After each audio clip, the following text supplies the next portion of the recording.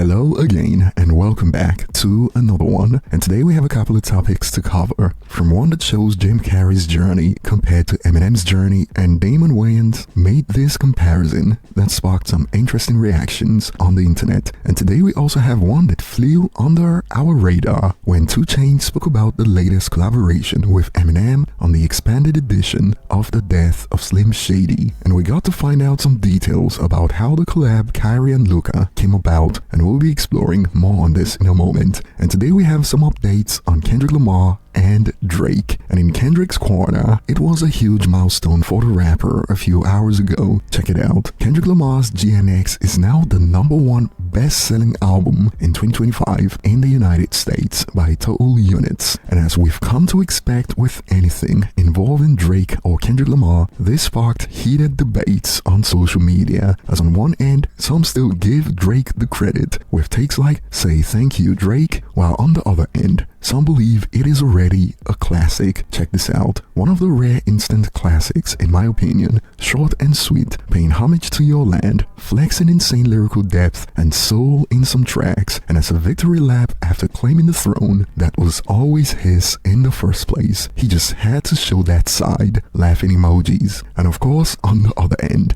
imagine listening to this lame dude's garbage and having to convince yourself and others that it is good, laughing emoji. I've heard better verses from Silk the Shocker than what this clown said on Squabble Up, top 5 worst songs released in the last decade.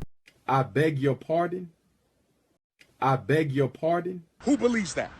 So clearly, people still struggle to stay objective when the conversation is about Kendrick Lamar or Drake. And since some users were responding with takes about how no one is listening to the album in real life, some users have expanded. LOL, it is the ones who can see a number and still ask a dumb question, like who is streaming this? Clearly, people are. The sooner y'all accept this country as big as F and don't revolve around you and your opinion, the better off y'all would be. And this take in particular reminds me of a certain rapper who's been shocking a lot of clueless hip-hop fans in the 2020s decade whenever a new record gets broken or whenever he releases something new. And it seems that Kendrick Lamar is facing the same thing from those in Drake's corner. And believe it or not, Elliot Wilson, a known Drake quote hater in recent months, revealed that he's actually a fan of Drake's latest music video for Nokia. Check out a snippet from the Bigger Picture podcast.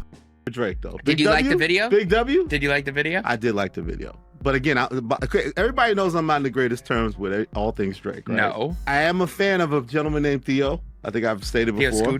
Who directed this video. You know, basically he's been sort of Drake's, I guess, creative director in a sense. Does everything. Photography, shot some of the videos recently. I'm a big fan of his work because he was the creator of the Rap Radar podcast. He shot it and, you know, we'll forever be connected that way. And I'm a fan of him. He's a good dude. And I like the video a lot. I saw people say, well, you know, it's kind of PG Lang-esque and this is firing back at Kendrick and these elements that way. Well, I will say in Theo's defense that black and white stuff is his aesthetic. I saw a lot of people saying also like, it's Nokia. Why didn't you put it in color? Like, why is it black and white? You know, I thought they made some daring choices. Obviously, I felt like they did what it was reactive things to Kendrick, obviously, in the video. Also, they brought back the choreographer. What's her name? She did Hotline Bling. Hotline Bling. She did In My Feelings. Yeah. And you know, black women are being celebrated in that video in a way that's not about strippers. It's a more clean, wholesome way of celebrating dance and women, which is different for him. And but I thought he executed it well. I thought it was engaging. It drew me in. It's a victory to me for him. So is this the first? Give him a W.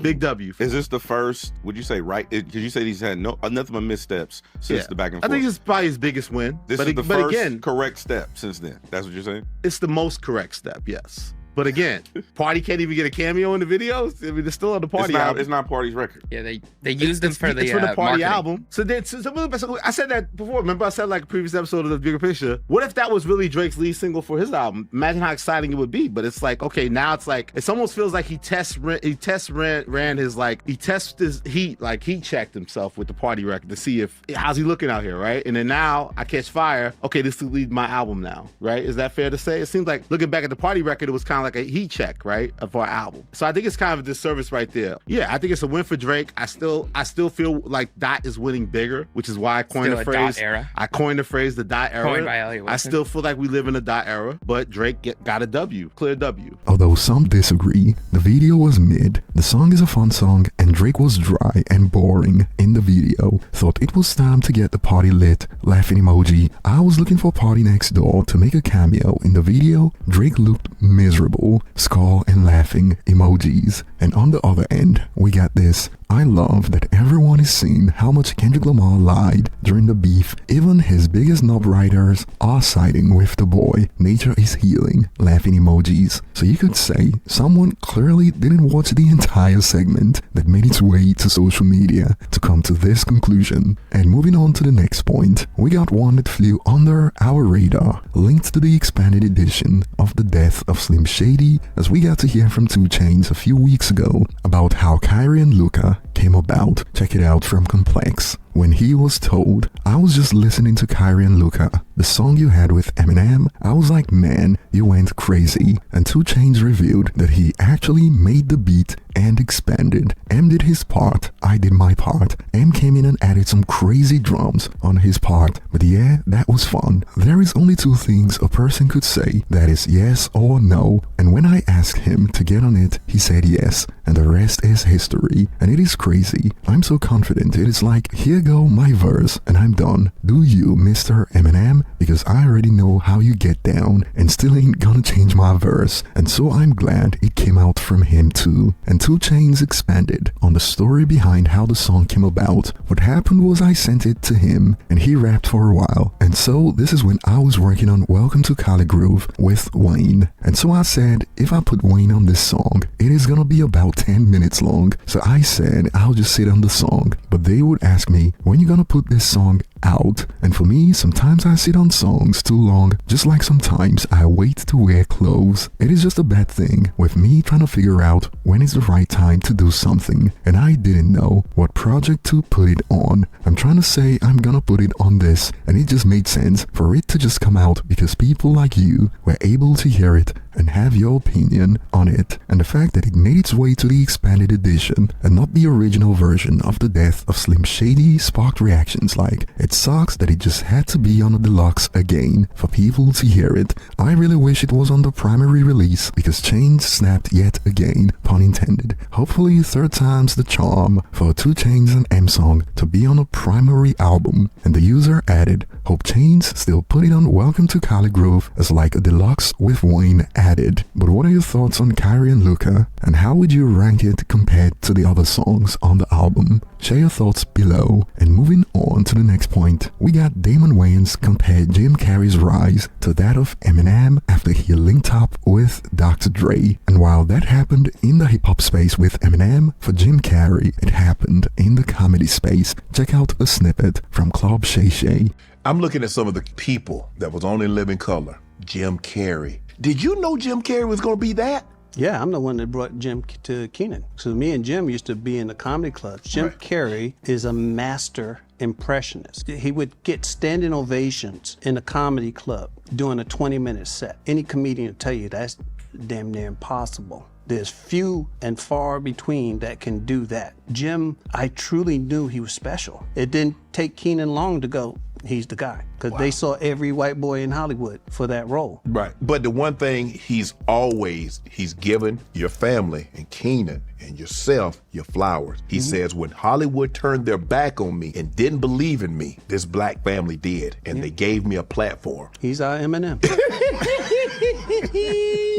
Y'all did for him what Dr. Dre did for them, huh? Yeah, but listen, when I see Jim, it's all love. It's like, that's how you know your family. It's like when you see your old teammates, you just pick up like it was yesterday. You don't see them, man, why you ain't call? There's none of that. It's just like instant connection. Right. And we just talking about anything without resentment, without, it's just love. David Allen Greer, Tommy, you know. Tommy, I forgot about Tommy. Yeah, it's all love. Jamie, and because we fought a fine fight and we won. And before we get to Eminem's comments on Jim Carrey in the past, the things he said about the comedy legend, including Jim Carrey inspiring him to write one of the greatest albums of all time. This snippet sparked reactions like, Jim was rejected and found some amazing brothers and been successful ever since. Thanks for realizing a generational talent. And speaking on the comparisons to Eminem, another user expanded. Comparison with Eminem is legit 1000%. And more on this note, he's not just the Eminem of the Wayans family. Jim is the Eminem of comedy. And some believe he has deserved to win an Oscar. As a user expanded, Jim Carrey should have had an Oscar. He is beyond talented and versatile. He just got typecasted. Truman Show, Man on the Moon, 23. He has range in comedy and acting. And speaking on the Truman Show and Man on the Moon, these two classics were pretty much responsible for shaping the Eminem Show. And Eminem highlighted this back in 2017 for the 15th anniversary of the Eminem Show, when he revealed how the cover was inspired. The cover was inspired by the film Man on the Moon. I wanted to use the same vibe on stage in front of everybody, but so lonely. And it wasn't just the cover, as even the concept of the album was also inspired by a Jim Carrey classic, The Truman Show. Check it out. The concept for the Eminem Show was inspired by The Truman Show because my life felt like it was becoming a circus around that time. I felt like I was always being watched. Basically, Jim Carrey wrote my album. And even a while back, we covered the story of Jim Carrey's comments on this, as he looked to be blown away for getting credit for this. Check out a snippet from the past interview. You know, rappers dressing up like The Mask and things like that. Eminem said I was responsible for his Diamond album, that I wrote it. And I was like, come on, please. That's really good though. I mean, like if you look at the cover of the album, it's basically the poster for Man on the Moon, revised version of it with the red curtain and everything.